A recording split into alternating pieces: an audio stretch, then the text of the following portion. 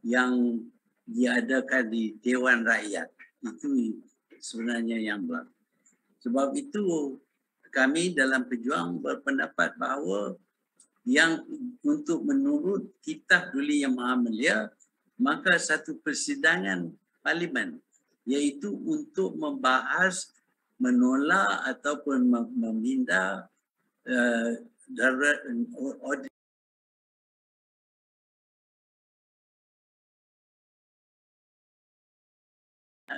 diumumkan bahawa segala ordinan-ordinan yang dilulus, yang diperkenal ataupun dilulus di waktu darurat sudah dimansub. Tidak lagi, kerana ini bermakna bahawa ordinan ini melibatkan perbelanjaan wang dan sebagainya. Apabila ordinan ini dimansub, apa jadi kepada peruntukan wang yang telah dibelanjakan ataupun yang akan dibelanjakan?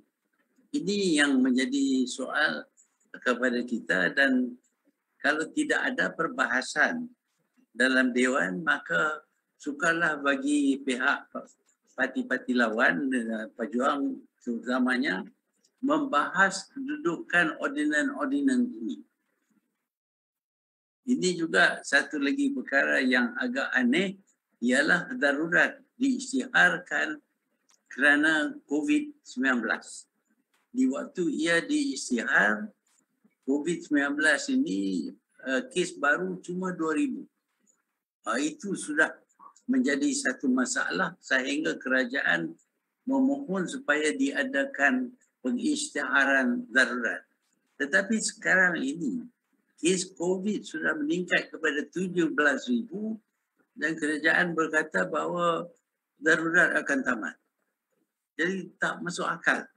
Di waktu dia yang begitu serius, kita tak nak darurat, dan waktu dia tak begitu serius yang boleh ditangani oleh kita declare darurat.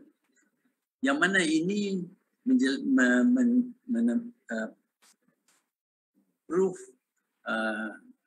bahawa apa yang dikatakan oleh parti lawan, termasuk Pejuang, bahawa darurat ini adalah untuk politik kerajaan dan bukan untuk menangani masalah COVID. Kita berpendapat bahawa keadaan sekarang adalah begitu serius dan sepatutnya pada hari ini kita membincang berkenaan dengan cara-cara untuk mengurangkan kes-kes baru jangkitan daripada COVID-19 ini. Tetapi ini nampak tidak ditumpukan oleh kerajaan, sebaliknya kerajaan membincang berkenaan dengan angka-angka yang tidak relevan berbanding dengan perkembangan penyakit wabak 19 ini, COVID-19 ini. Sebab itu kita berpendapat bahawa sepatutnya sidang selama 5 hari ini tidak diadakan untuk memberi penerangan, kerana ini tidak menolong kita dalam usaha kita untuk melawan wabak COVID. Sebaliknya dibincangkan akan cara-cara kita boleh mengurangkan perkembangan penyakit ini. Penyakit ini sudah tingkat sampai kepada 17,000 pada satu hari. Dan beratus orang mati. Dan ada ramai pula yang menggantung diri. Ini amat serius. Tetapi tumpuan ialah kepada plan-plan yang dibuat oleh kerajaan.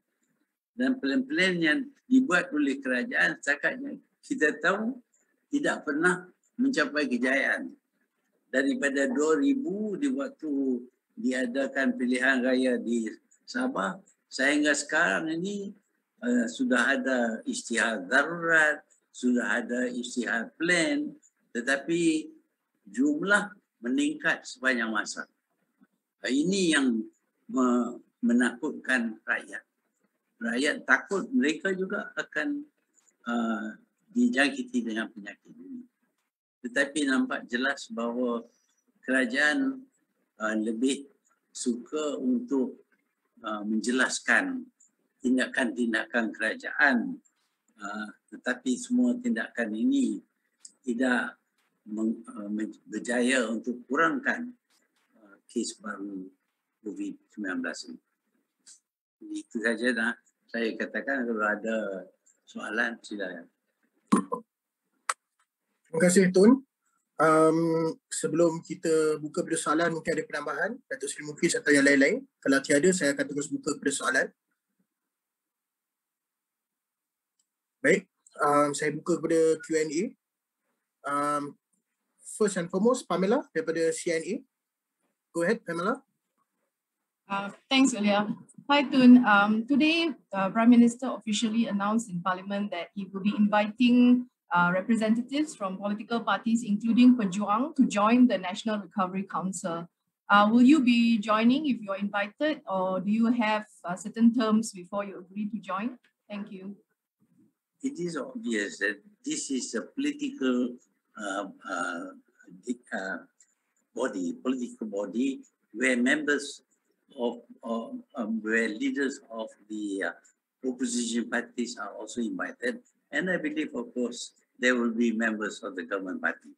So it is a political grouping, not one that is directed towards dealing with the increase in the number of new cases of COVID-19.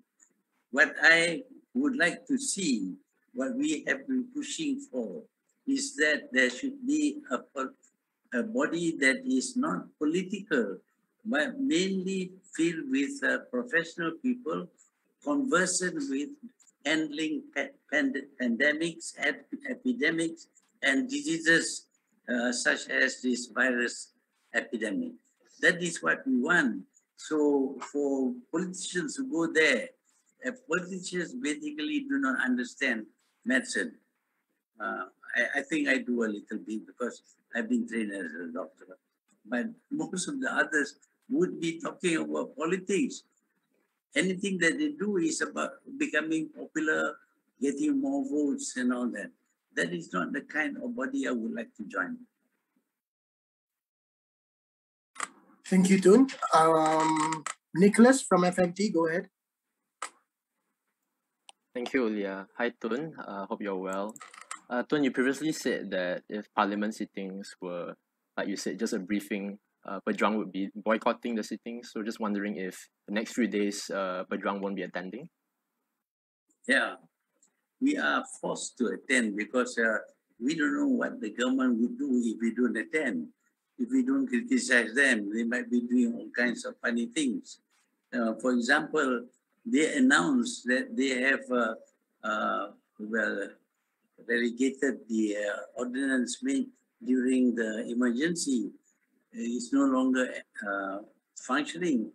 But what happens after you accepted it and spent money on it, and now you're saying that it is not going to be implemented? So this kind of thing we need to know. We need to have some people there. This evening I'm not going there because I thought that my people will be there, they will listen. But if you leave the government to talk, the government may talk to an empty house, but it will still be the government.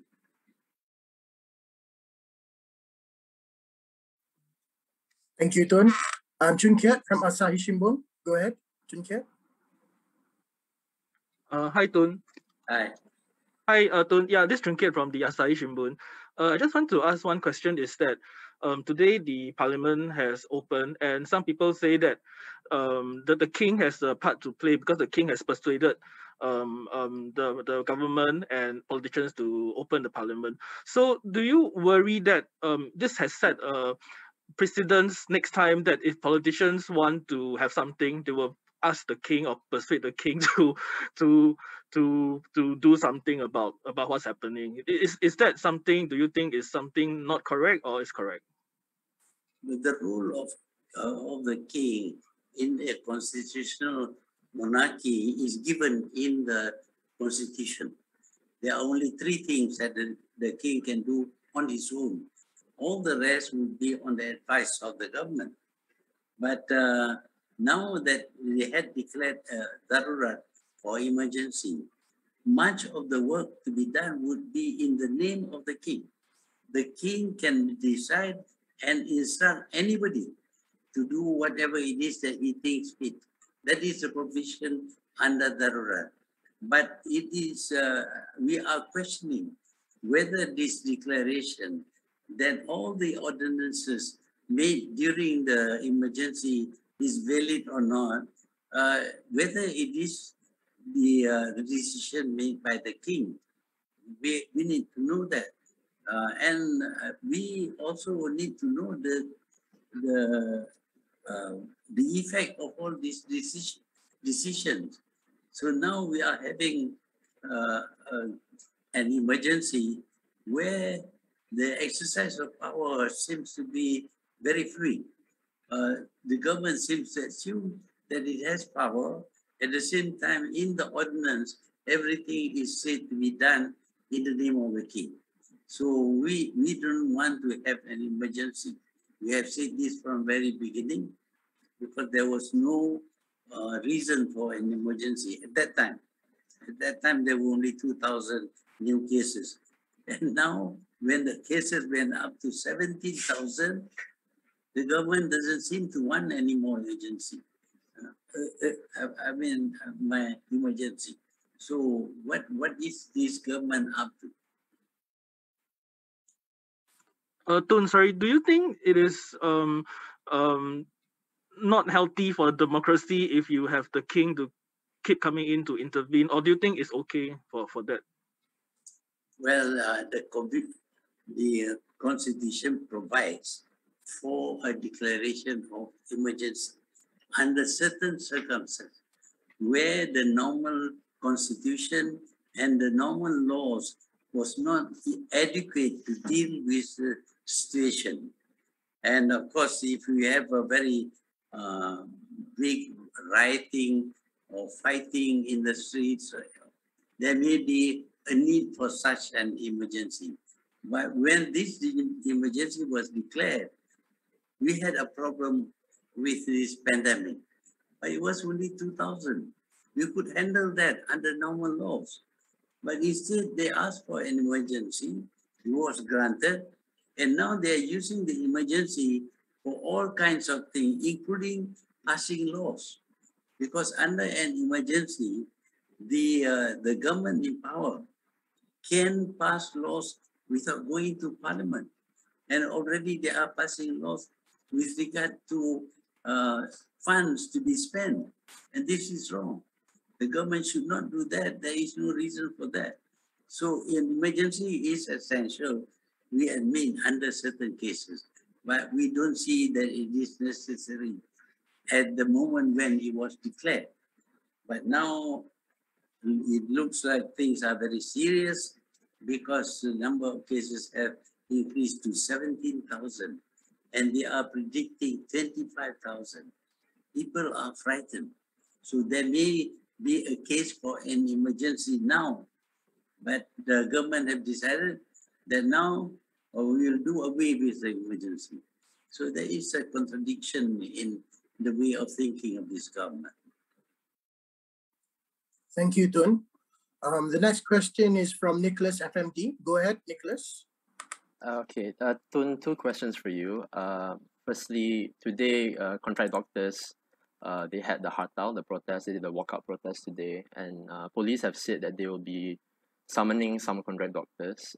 Your thoughts on this? And my second question is, the group Secretariat Solidarity Rakyat, they're planning a protest at Dataran Merdeka on July 31st. I'm wondering if Pejuang and yourself, whether you'll be joining the protest. Thank you, Tun. With regard to the second question, we have not decided. Pejuang has not decided. We'll have to see the reasons for their action. But with regard to the doctors, I think it's grossly unfair that over so many years, they have been only under contract. They are performing all the work of an ordinary doctor, but they are not given all the well, all the perks that doctors, medical officers get. I think the government should consider giving them contracts after passage of certain number of years. But here they have been there for a long time. They have been performing the work of a doctor as well as those who are already in government service, but they are not given the same treatment.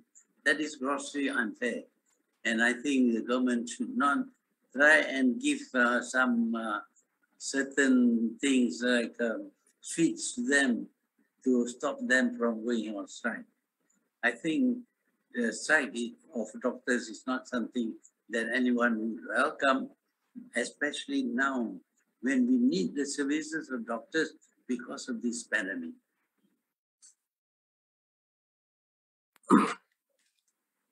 Baik, ada soalan lain? Is there any more questions? Zakia Koya from The Star. Go ahead, Zakia.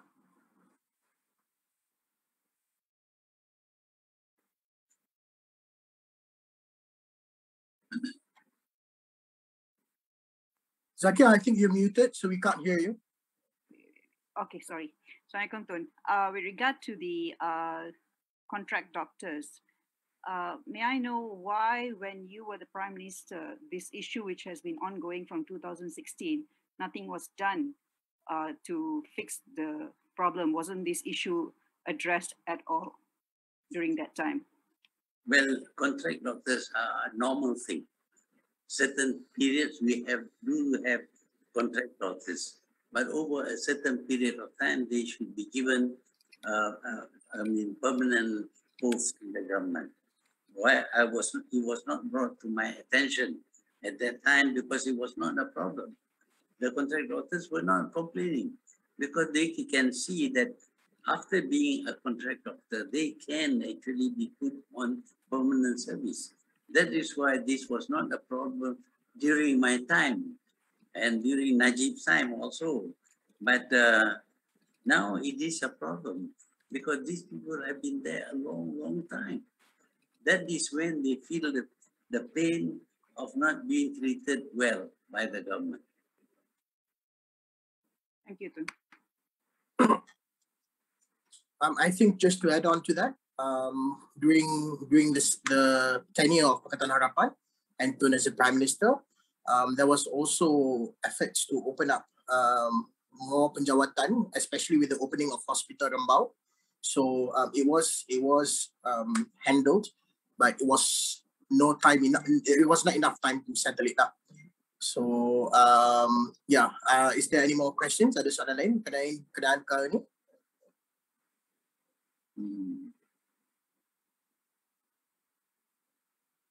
Tiada? Kalau tak ada soalan lain, mungkin kita boleh bergerak ataupun kita mungkin boleh end the session. Sebelum saya tamatkan sesi ini, mungkin ada apa-apa penambahan daripada Tun Dr Mahathir Mohamad dan mungkin ahli-ahli parlimen yang lain? Saya berpendapat bahawa persidangan ini diadakan semata-mata kerana politik. The politics of the government party. Because the government is feeling very weak, is being under constant attack. That is why they have this sitting. It is not in compliance with the opinion of the Agong or the rulers. The rulers wanted this thing to be done earlier, secepat mungkin, as soon as possible. But they have taken a long time. And now only they are having a sitting of parliament, which is not a parliamentary sitting.